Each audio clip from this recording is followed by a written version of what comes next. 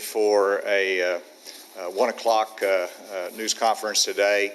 I wanted to be able to have a separate discussion on the events of last night, and I'm joined by Colonel Bill Bryant, the Director of the Arkansas State Police.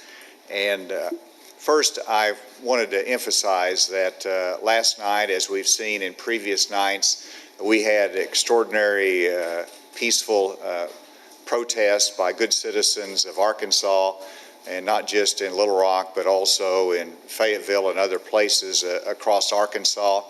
And also, as we have seen in other evenings, that as the night progressed, that there are certain elements that took their actions into their own hand and destroyed property and have in times committed acts of violence as well. As I indicated yesterday and on previous occasions, we will not tolerate the destruction of private property and the potential or the expression of violence. We want to make sure that we protect peaceful protest, but we also want to make sure that we have an environment that people are safe in their persons and in their property. And so yesterday, of course, as I have activated the National Guard so that they can support local law enforcement, I signed an executive order that is always done anytime you activate the National Guard, and it sets up a unified command structure. I want to emphasize that this unified command structure recognizes the individual agencies and their line of authority. And so the Sherwood Police Department participated in the Unified Command yesterday in our operations, and they, of course, report up to the Chief of Police here in Little Rock and North Little Rock. It reports up to the Chief of Police and to the Mayor. That line of authority continues. It is simply that we work together with a plan, and then the orders go out through those different agencies, and that respected chain of command that we respect with the city and with the municipal law enforcement agencies. All of this is the result of the tragic death of George Floyd. And as I've mentioned before, this is inexcusable. It cannot be tolerated. I am pleased that they have brought homicide charges. I expect more charges to be brought in that case, as they should be. And it causes everyone that loves law enforcement and appreciates what they do in public safety to look within ourselves and say, is there something we need to do better? Is there a dialogue that we need to have? Do we need to do more listening? And the answer is certainly we do. And I've started that conversation with members of the community, and I'll continue that conversation. And I want to hear about how we can do better, how we can make sure that we are providing equal justice and that we are not providing any discriminatory law enforcement actions. Last night, we had a combined force of 9 different federal, state, county, and municipal law enforcement agencies that participated in the protection of the protesters and making sure they can exercise their rights and at the same time protecting property. Their goal was to keep the peace, protect the free expression of protesters, and, as I said, to prevent violence. This is done through the unified command that respects the chain of command of each different municipality that participates. And I want to say thank you to the law enforcement agencies that did their job last night. They put themselves at risk. They act with restraint. And as you can see, last night the law enforcement agencies saw the peaceful protests at the Capitol. The curfew came at 8 p.m. and then after the curfew ended, the protesters continued. And they moved to the mansion where there were hundreds of protesters there. There was not any police action. It was respectful, even though it was in violation of the curfew. It was only when the certain elements went to destroy property that law enforcement moved in as they have the responsibility to do. And I mentioned that they endanger themselves. This right here is a rock, but this is used as a weapon on Monday night against law enforcement, and I'm going to put it on the table, and I hope that each of you will take it. It's not the pebble that you throw into the creek and skip rocks with. This is a weapon, and I hope that you will take notice of that. That's just an example of what they have to exercise restraint through that kind of elements that challenge them.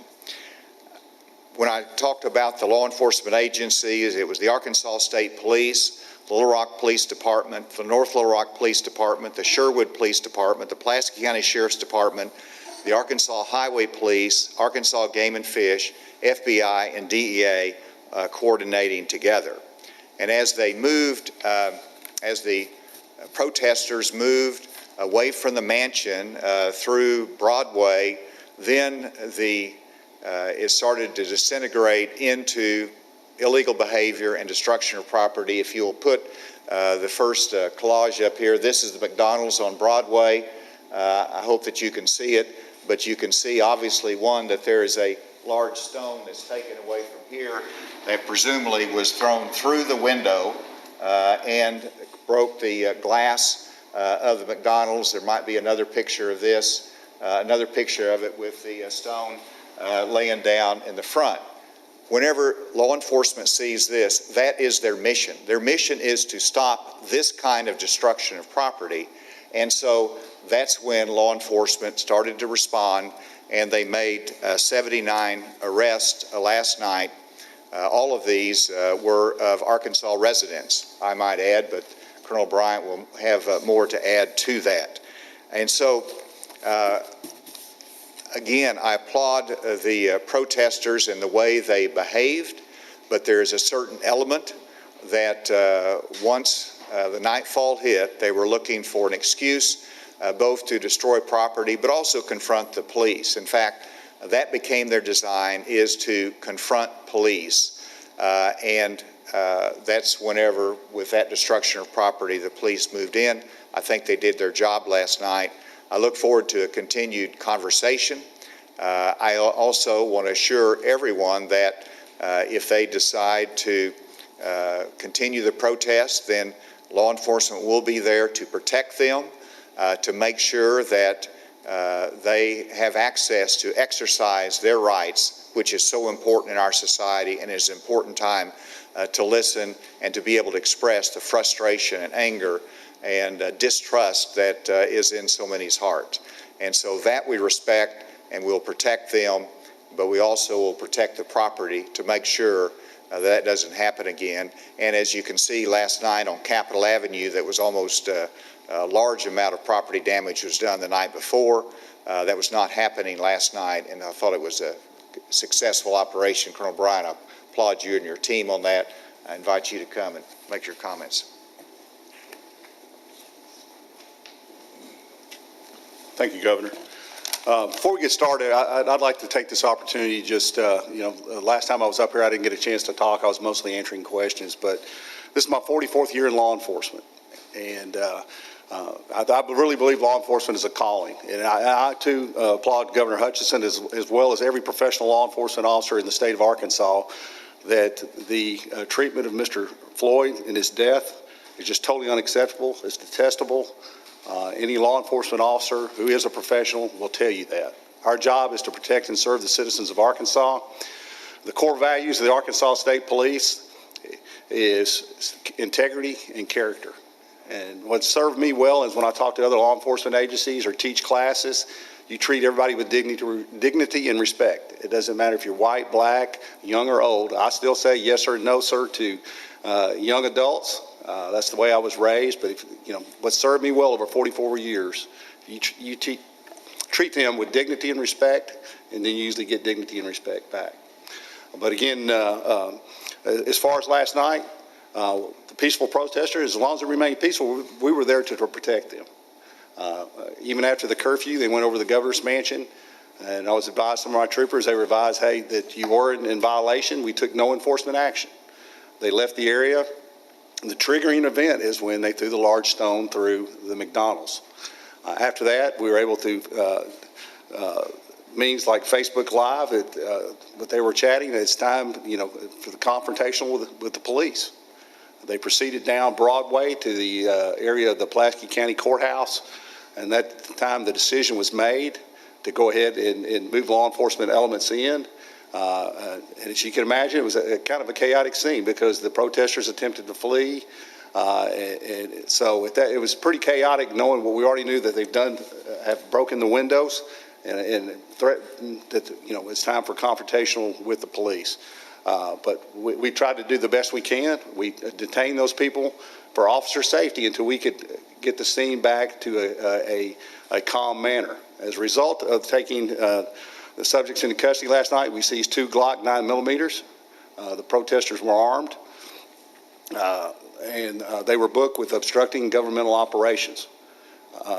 But, what I want to do the other day, y'all asked us questions about the media and about, the steps and what we've taken. But just to give you a general idea, for like the Saturday night protest, before we reached the Capitol or we were approaching the Capitol, they were firing weapons in the air. Here are the 4 cartridges, and I'll be glad to put that on the table and let y'all look at that.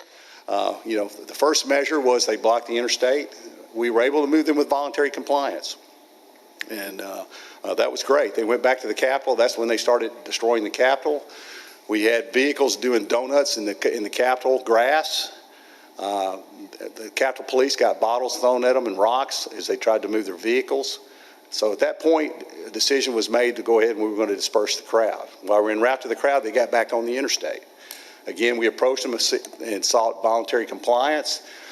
They were immediately shelled with rocks. At that time, we deployed crowd control measures. They went back up to the Capitol, and as we continued to try to do that, I think these cartridges where somebody's in a vehicle, got a 9mm and was shooting in the air. So we were meeting violence. We were met with violence. We'd rather have voluntary compliance, believe me. I've been around 44 years. Crowd control used to be the old saying, you had bats and hats. That was the only devices law enforcement had to use. Now we use other measures. Sunday, same thing is where they began pouring accelerants on the ground and lighting that on fire, and then they started burglarizing and vandalizing the 501 building. That was the triggering event. As long as they're peaceful, we're there to protect them. But we have to address the crime by the rule of law. We have to have the rule of law. And then Monday, what we really saw was more aggression from the protesters. They became more confrontational. They had measures to defeat if they did have to apply any kind of chemical agent. The main thing that we saw was, they just really aggressively came to us. We didn't approach, we always give them plenty of time to disperse. We give them 5 to 8 warnings over a period of 5 to 8 minutes and try to get their compliance. But when they started charging law enforcement and started assaulting us with rocks, they were pouring beer on our officers and doing different things, we have to take the appropriate action. We're not going to use excessive force. We're committed to that because of character and integrity. We're going to do the right thing. And then Tuesday night, where they went away from the Capitol and started breaking windows and things like that, we were able to, if I could, the next slide, if we could hit. What we're finding from Tuesday night, and then we found some yesterday, or Monday night, excuse me, these, where they busted the windows, these are incinerated devices. It's a water bottle filled with pure alcohol, and it's like a M80 firecracker. It's basically a Molotov cocktail. They tried to set buildings on fire. We recovered, go ahead and back up one, please. We recovered another one yesterday. During Monday nights, they actually set buildings on fire. The state police responded with fire extinguishers so the fire department could get there. But, once we dispersed that crowd Monday night, they broke off into splinter groups and began violent acts all over the city. Go ahead and go to the next one. Last night, we recovered things before the protest started last night. That's a sprayer full of gasoline to use to start fires. What was very important last night, and it really helped, I believe, we found saw vehicles where they're actually hiding bricks in the grass and the shrubs around the Capitol. They were pre-staging devices to cause destruction. So these are some of the obstacles that the law enforcement is facing. Our job is to enforce the rule of law. We're sworn to, if we see a criminal law violation like that, we want to take action, appropriate action. Last night, there were no crowd-controlled devices used, anything. It was just they were taken into custody. They were at the mansion, reminded of the curfew. They chose not to do it, but we took no enforcement action. They were peaceful. We were trying to work with them and get that accomplished. I believe that's the last of the slides, but what we're going to do is, it was a great team effort last night. I want to applaud the officers. They show great restraint. We want them to be able to exercise their First Amendment rights as long as it's peaceful. And we will protect them while they're doing that. I think I've proved that here as 5.5 years as the director of state police, as many protests we've had here at the Capitol. So we're going to continue to protect those protesters. But again, for those who agitate, a lot of the people last night, what we saw were from the local area. We did some, I don't want to get in much detail, we did serve some vehicles from out-of-state tags that were inciting them. A lot of these people you'll see, I think in the press release come out later, they're young adults. Could be influenced easily, they're very organized. They do counter surveillance on law enforcement, determine where we're set up, do different things. But without getting too much detail, I just want to assure the citizens of Arkansas, we're going to protect you for your First Amendment rights, but we're also going to protect our other citizens from crime, violence, or vandalism. Thank you, Governor. We have a limited amount of time, but we'll take a few questions. When the executive order was signed, and then was there any delay between when it was signed and when it was publicly announced? No, it was, first of all, it's a fairly, we activate the Guard, we sign the executive order. It's very similar to what we've done in previous circumstances, and that was signed yesterday afternoon, and it was put up on the website. Yes. We know at least 3 journalists were part of that group that was detained last night. So can you just tell us what your response is to that? And is there any kind of directive for law enforcement to follow when it comes to protecting journalists when they're out on the job?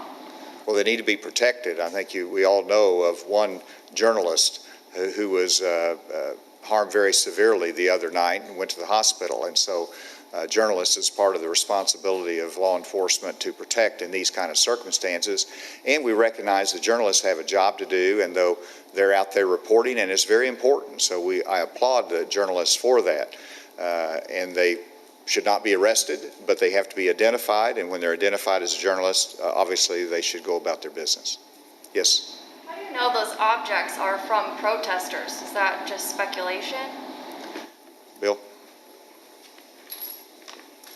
The rocks, one of my troopers was hit in the head with this and picked it up there at the Capitol on Monday night. These were in the same area where the vehicle was observed, where the person pulled the gun out and fired the 4 rounds. Yeah, we have some great peaceful protesters. We do, and we respect that right. But I'm telling you, it has escalated. When you start staging bricks and you have incendiary devices trying to set buildings on fire, that's not peaceful. Next question. Yes. Can you go a little bit more into detail about the motivation of putting the state in a state of emergency? Is that going to be a continuing concern? Well, I'll certainly lift that as soon as we're satisfied that there's not any risk to property or to people. And anytime you're having congregations of hundreds and thousands sometimes of protesters, you're going to have elements that come in. And so during that time, and it's been demonstrated, there needs to be a great law enforcement response and capability. And you saw the difference between Monday night and Tuesday night. Monday night, the elements that were violent did their damage. And I said, that's not going to happen again. And so that's the reason that we brought in more, put in the unified command structure. We brought in more law enforcement support, assistance of the National Guard, to make sure that we had the resources to protect people and property. Yes. Have we seen any credible threats of any outside organization, Antifa, anybody else like that? And then also, too, have there been any out-of-state arrests made? There has not been any out-of-state arrests made last night or in the previous night that I'm aware of, at least in central Arkansas. And the intelligence is that the out-of-state influencers are here, that they are helping to coordinate, and they're helping to motivate the violent elements. And so, whenever you're from out of state, somehow they have a means of getting other people arrested and not themselves. So they were certainly part of the element that encouraged the strife and the destructive behavior. You said that there was a notable difference between Monday night and last night. Do you attribute that just to ramping up the numbers of law enforcement out there, or were they doing different tactics that you then saw protesters respond less?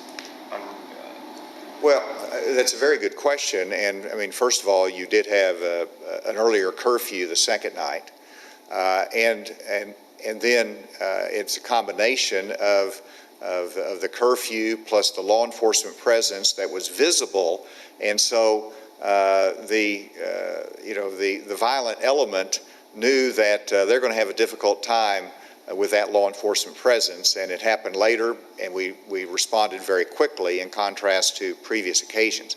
But the other part of your point is they adjust their tactics as well. And so there's a lot of potential targets out there, and we have intelligence information as to whether it's a Target store or whether it is a mall that could be the target of looting or this violent element. And so we have to be prepared to deploy law enforcement very quickly, or to pre-position them based upon the information that we might have. But they adjust their tactics as well. One final question. Yes?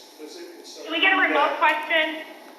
Does it concern you that they're openly carrying a weapon in front of City Hall right now? Because I've got video of it, some of the protesters. City police went and talked to him because it is legal. He's legal, but he's walking around with it draped, hanging off of his shoulder. Well, it's a concern, even though it is a right and they're doing it legally. It is still something that could provoke a response that we have to worry about, or it could be misused. So certainly I have that concern. One question remotely. Hi, Governor, this is Maureen Busick with KTV. I wanted to ask you about just the jurisdiction under the state police and state of emergency. It was reported to us last night that a worker from Arkansas Children's Hospital was driving home and was pulled over by a state police trooper, and it was for violating curfew. It was around 10:05 p.m. She showed her hospital credentials, and it took a security guard from Children's to meet her at the site to prove that the credentials weren't fake. So what are people's rights at this point, especially with the curfew in the city of Little Rock, and what are people supposed to do? Can they get pulled over just for violating curfew? Colonel. Maureen, this is Bill Bryant with the State Police. I was just made aware of the incident a while ago. We'll fully investigate it, but the Arkansas State Police has jurisdiction statewide. We have, in all 75 counties, we have the law enforcement authority. I'm afraid to comment or guess, speculate, but what we'll do is we'll get our public information officer after this to get with you, and we'll research the matter and be glad to get back to you. All right, thank you. We have... Okay, but can you tell me, are we going to get pulled over for violating curfew? That's what I'd like to know. I think people need to know that. No, ma'am, that's not going to be our standard practice. Just like last night, we could have stopped everybody in the city of Little Rock. We didn't. I don't know the circumstances, what caused that, but I think we've been very generous, and the governor and I share the same philosophy. If you're peaceful and doing it, you're not going to attract the attention of law enforcement. Thank you all very much. We'll reconvene shortly for the COVID report.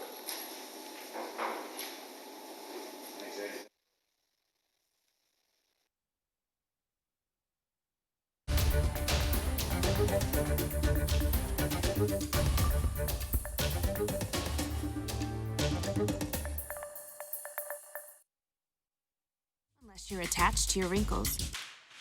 1 week is all it takes. Neutrogena. And because we don't know exactly when this crisis is going to be over, and we don't know exactly when the stock market will reach its bottom, we've got to be prepared for this to last a